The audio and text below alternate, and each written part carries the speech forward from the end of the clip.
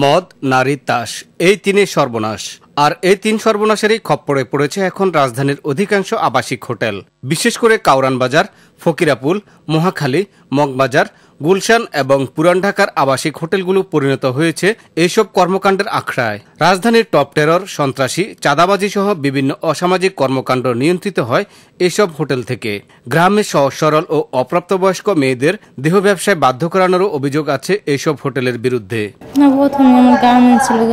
কষ্ট আসছে স্যার, এলে আমরা তো কেউ আসতে চায় না। আপনার কমিশনার সাহেব যে এই ব্যবসার বিরুদ্ধে এটা কি জানেন? আমাদের যে খুন খারাপ এটা সেটা জানেন? না না, হোটেলে যে কোনগুলো হয় আমার বলার মতো কিছু নাই। আমি নতুন আইছি, বুঝেন না, আমি লাইনই নতুন। এইটা তো মনে করেন ফেটে তাকিতে করি আর কি কম কম আসে মোটামুটি। আমার হোটেল তো ছোট, আমি স্টার্ট করে অল্প দিন ধরে মাত্র 5-6 মাস হয়েছে নতুন। না এটা আমরা জানি না কত করে ফিক্সড করছে, আমরা জানি না, সবসময় আমরা থাকি না। তবে আইন প্রয়োগকারী সংস্থার সদস্যরা জানালেন, এইসব আবাসিক হোটেল সহ অপরাধপ্রবণ বিভিন্ন এলাকার অসামাজিক কর্মকাণ্ড নিয়ন্ত্রণে তাদের কার্যক্রম অব্যাহত আছে।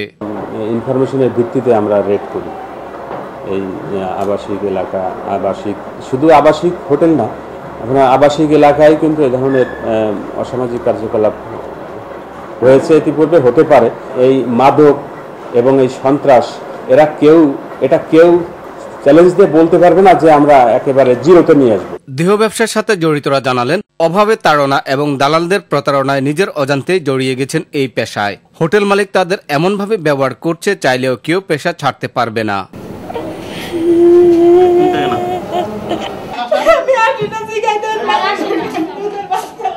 সংসারের তার টানে বাবা আছে অসুস্থ, মেয়ের বয়স 11, ছেলের বয়স 7 বছর।